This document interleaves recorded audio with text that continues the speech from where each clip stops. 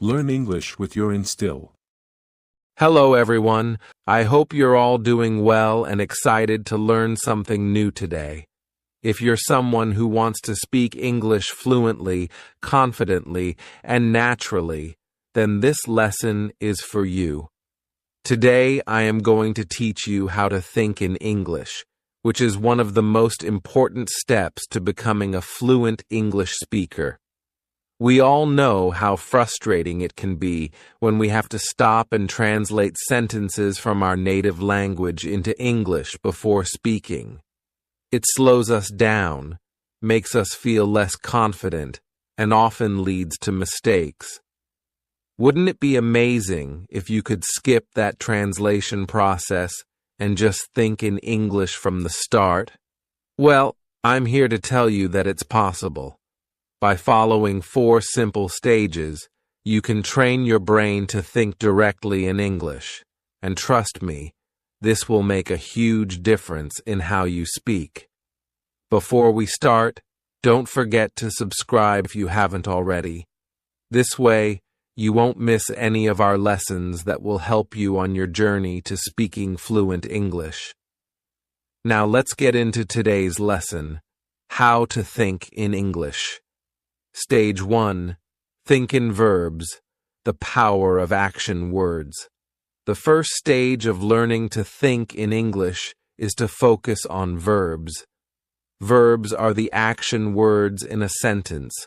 They describe what's happening. Why do we start with verbs? Because action is all around us, and if we can think about what's happening in English, we can start forming sentences in our heads more quickly.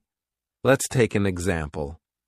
Imagine you are walking through New York City, specifically in Central Park.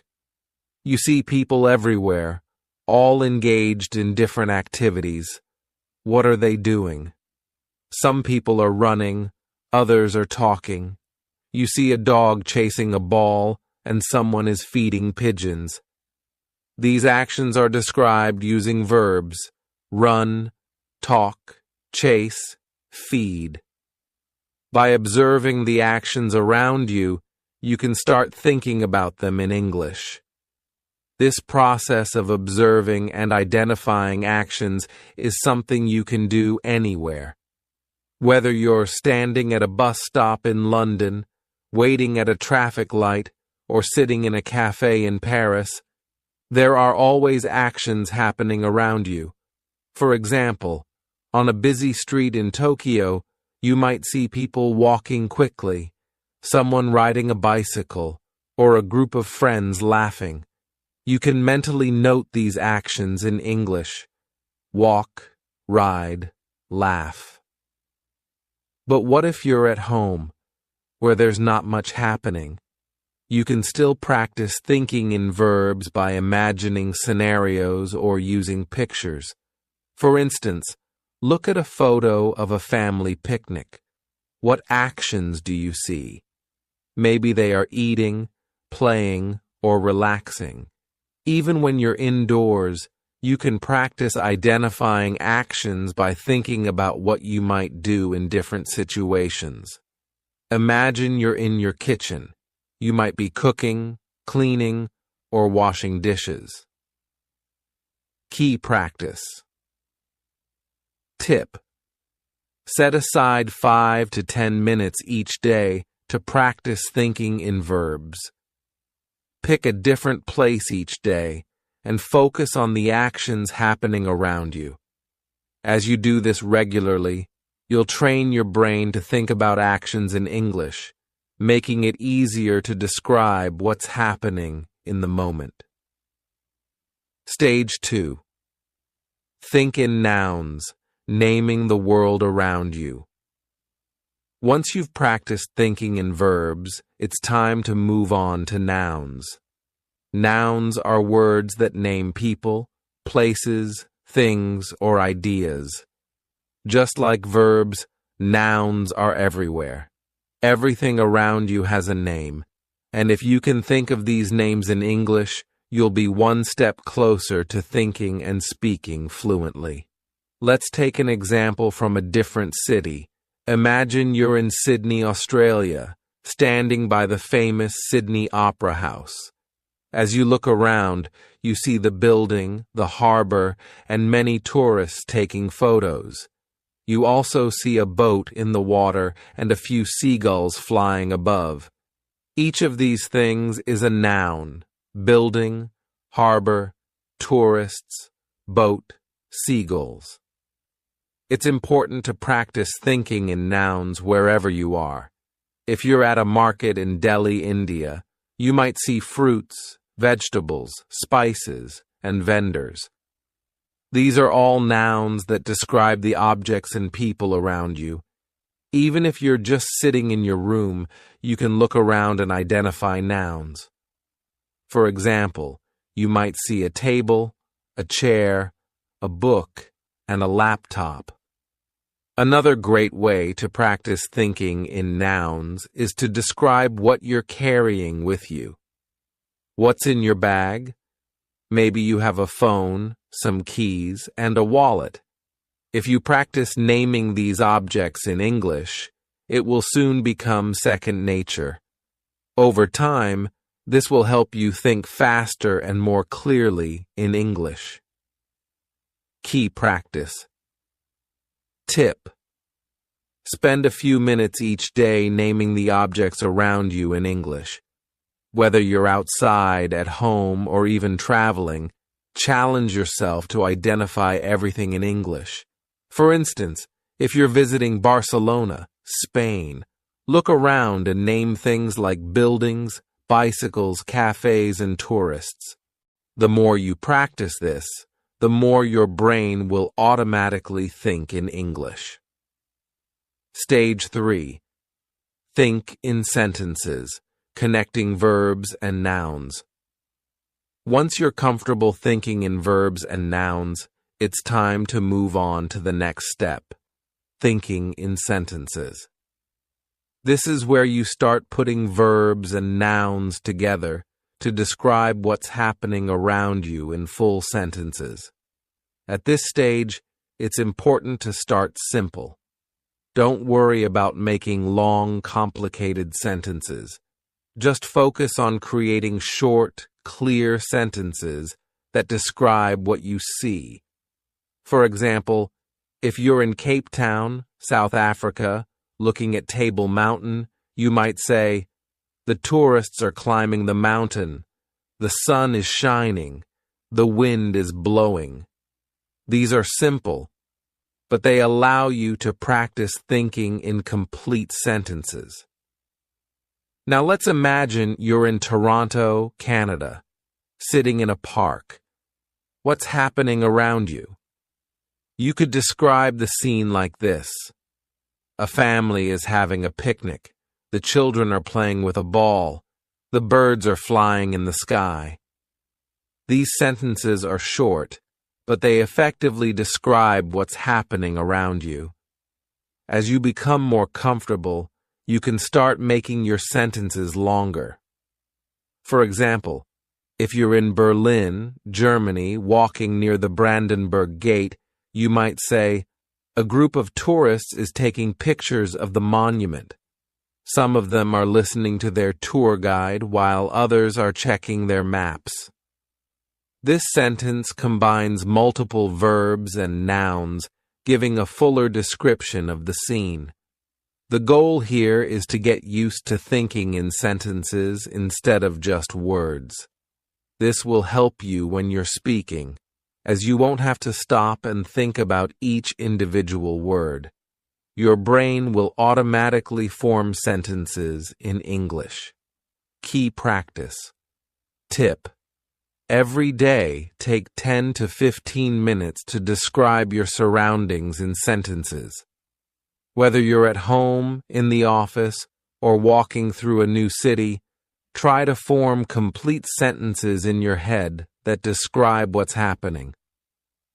If you're in a cafe in Rome, Italy, you might say, "The waiter is serving coffee. 2 friends are chatting at the next table. A couple is reading a menu." This practice will make thinking in English much more natural. Stage 4. Think in paragraphs, bringing it all together. The final stage is to move from thinking in sentences to thinking in paragraphs.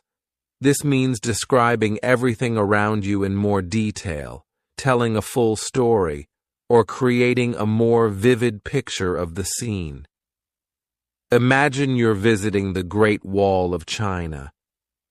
Here's how you might describe it in a paragraph. I'm standing on the Great Wall, and the view is incredible. The mountains stretch out as far as I can see, and the wall winds its way across the landscape. There are tourists all around me, taking pictures and walking along the wall. I can hear people speaking in different languages, and there's a cool breeze blowing through the air. The steps are steep, and the stone is worn from centuries of use. In this paragraph, you've combined everything: verbs, walking, speaking, nouns, tourists, mountains, wall, and sentences to create a full description of the scene. By practicing this, you'll start thinking in English more naturally, as you won't just be forming short sentences. You'll be able to describe things in full detail. Let's take another example. Imagine you're walking through a bustling market in Istanbul, Turkey. You might describe the scene like this. The market is filled with people, all busy shopping and bargaining with the vendors. I can smell the spices in the air, and the bright colors of the rugs and textiles catch my eye. A man is selling tea from a cart, and groups of tourists are taking photos. The sound of people talking and laughing fills the air, and the atmosphere is lively and energetic. When you practice thinking in paragraphs like this, you are training your brain to describe events and scenes in full detail without stopping to translate from your native language. This stage is essential because it helps you not only think in English, but also express your thoughts in a more coherent and fluent way. By focusing on forming paragraphs, you can talk more naturally and at length, which is key when you're aiming for fluency. Let's take one more example to practice. Imagine you're sitting in a cozy cafe in Amsterdam, Netherlands. Here's how you might describe the scene in a paragraph. I'm sitting at a small table by the window, sipping my coffee. The cafe is warm and inviting, with soft music playing in the background. Outside, I can see people riding their bicycles along the canal. The sky is cloudy, and it looks like it might rain soon. Inside, a few people are reading books, and a couple is chatting quietly over their breakfast.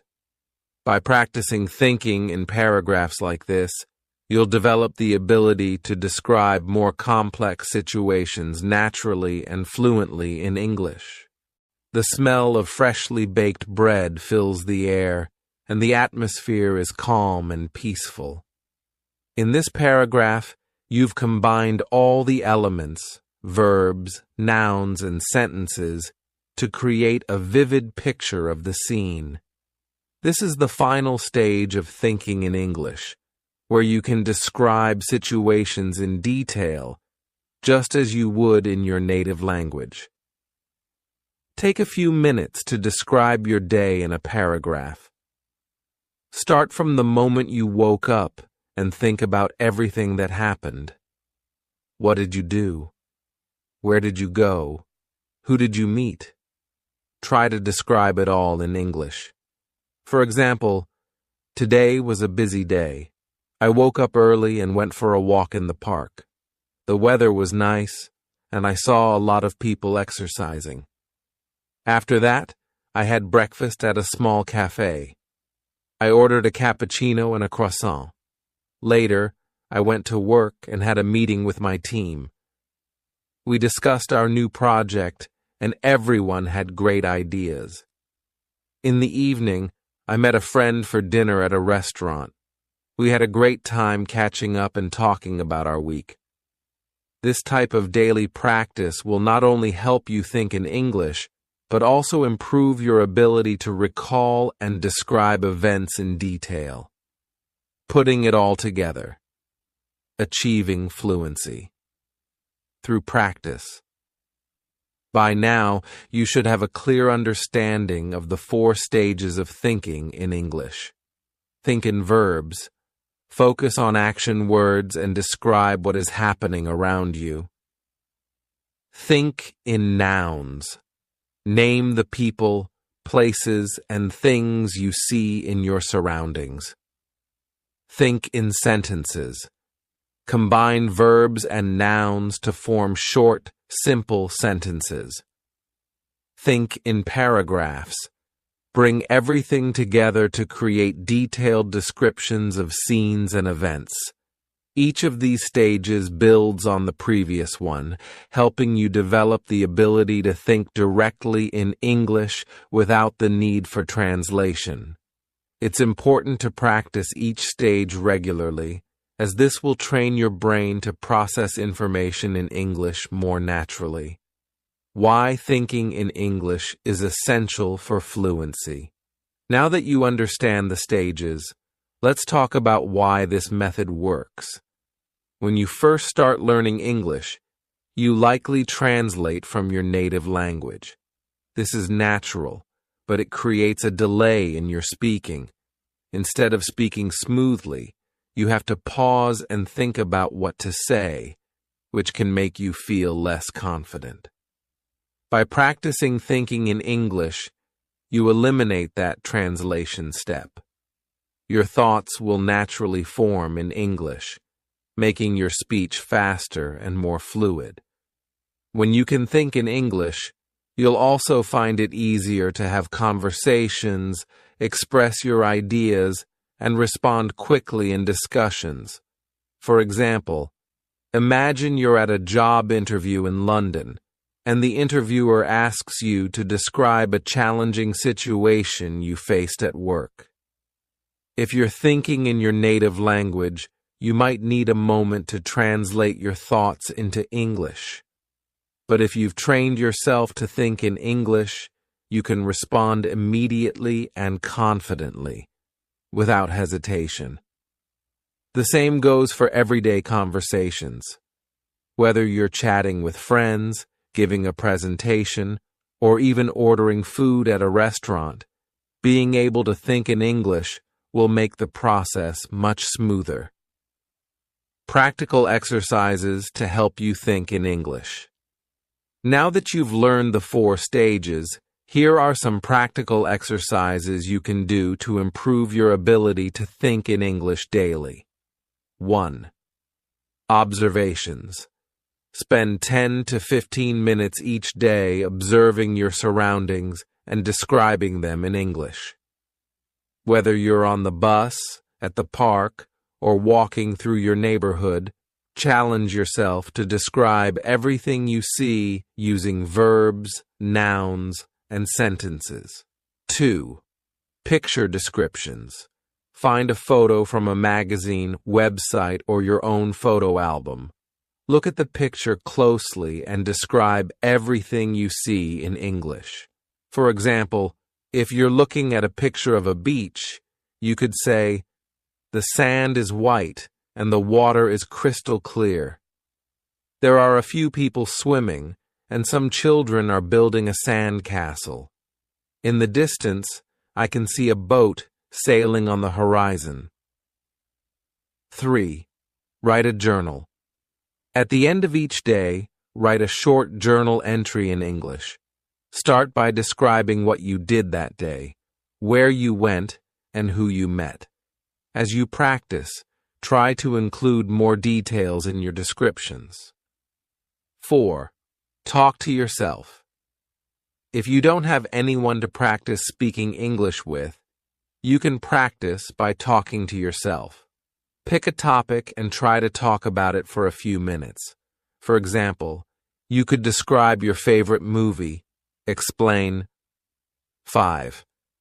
How to make your favorite dish or talk about your plans for the weekend. 6. 5. Set language challenges. Challenge yourself to think in English for short periods throughout the day. For example, set a timer for 5 minutes and commit to thinking only in English during that time. Gradually increase the time as you become more comfortable. 7. Final thoughts. The road to fluency. Learning to think in English is a journey, and it requires patience and practice. The more you engage with the language, the more natural it will feel to think, speak, and express yourself in English. By following the 4 stages, verbs, nouns, sentences, and paragraphs, you'll build a strong foundation for fluency. 8. Remember, the key to success is consistency.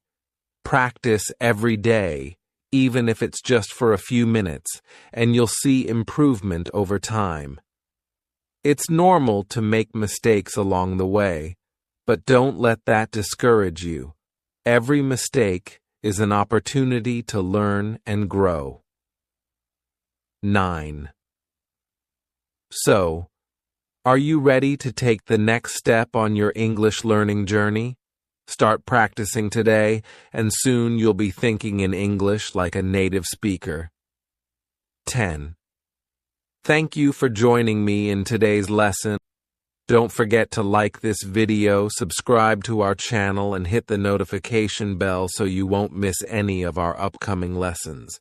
Keep practicing, stay curious, and I'll see you in the next lesson.